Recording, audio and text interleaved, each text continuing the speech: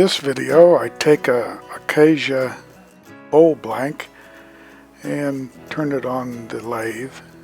Actually the first bowl blank turned on this lathe, and we mounted it up with a screw check for additional support, and then also put the tailstock on for additional support.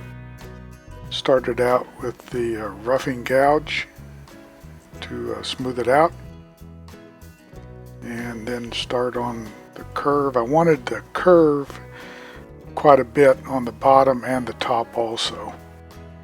So I start smoothing out the bottom of it and work on the curve just a little bit.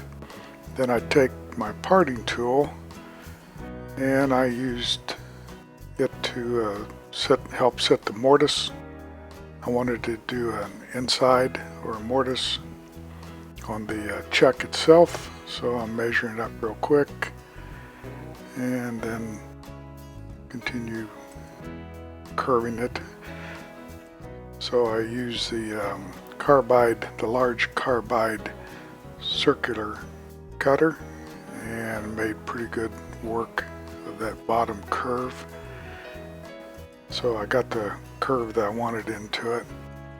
Then I took the parting tool and started in with the camera. Start in at an angle, because when the jaws opened up I wanted it to have a good solid bite. And then I just went ahead and took the rest of the wood out with the parting tool. I don't use the parting tool that much, so might as well go ahead and spend the time. Took all the rest of the wood out with it. And then I went back and kind of set the angle again a little more. I wanted it to go a little deeper. I wasn't satisfied with what it was. Kept smacking the camera. So you can see me going in at an angle, so when the jaws opened up it would have something very solid and to bite on.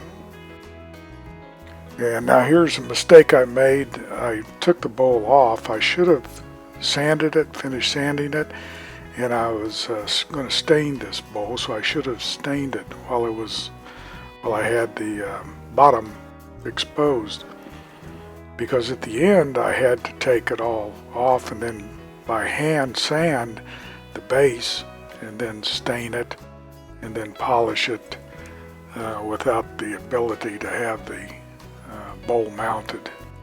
Would have made life a lot easier if I just would have gone ahead. So that was a mistake on my part, that I should have left that bowl on there. And here I am just drilling a hole out. I think it was a 1 1/4 inch, and I kind of set the depth on it where I thought I'd want it, and then just bored the hole out. Made it easier when I started turning on the inside to get the excess material out of it. And you'll see in a minute I take the large circle carbide tool and start in on the inside, and it made pretty short work of it. Very smooth. Again, the wood was really easy to work with. I was really surprised at the ease of it. It's really good wood. And here I am just taking small bites, just work my way up to it. I wanted the inside of the bowl, actually the lip of the bowl, to curve around to the inside. So I wanted that inside portion of the bowl, the side portion, to tuck underneath the lip quite a bit. And here you can see me just taking material out and getting it down to the bottom.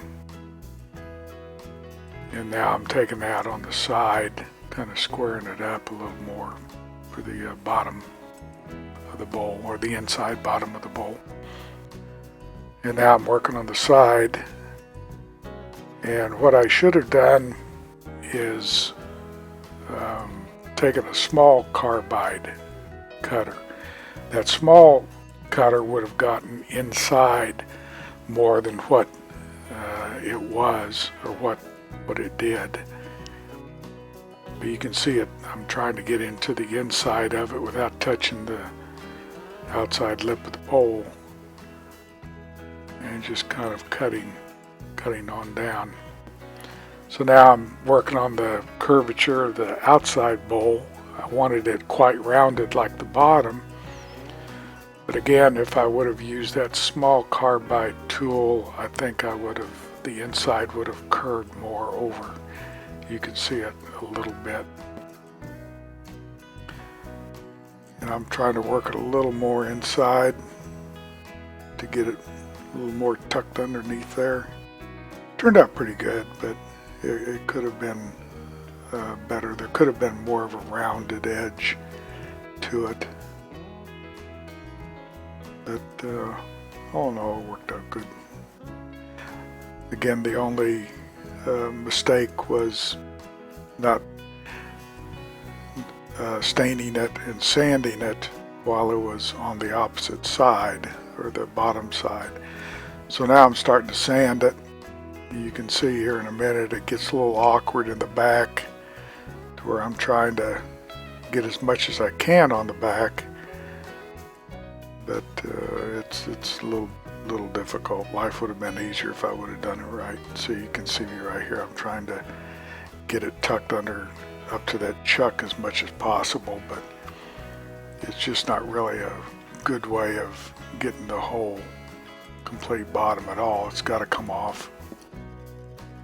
So I keep sanding, get the inside done, the outside done. I think I'm at 400 grit right here, just about done with it. And shape was good. I could take a tack cloth real quick to it, get all the small dust out of it.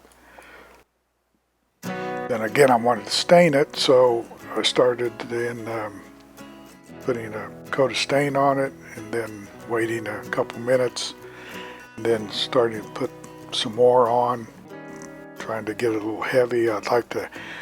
Wanted a little richer finish, a little richer color, so it kind of had to go on a little more. But you can see even the back, I'm not able to get a whole lot in at the bottom. But I keep on, I soak it real good. Some parts of the wood soaked up more than the other, a little darker, which was fine. And here I am wiping off all the excess. You can kind of see in the inside there's a little darker. Then the next day I came back and still had it mounted. I just left it there overnight, and I started in with some friction polish to put a bit of shine on it, get that color a little deeper, and just putting on several coats of the friction polish.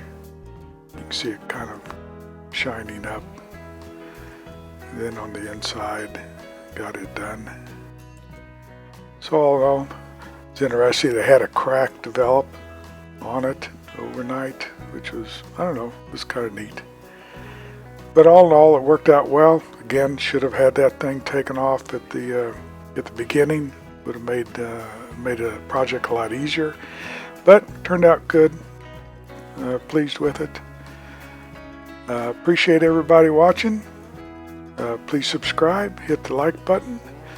More videos to come, several more this week. Putting out 2 more this week. So keep in touch.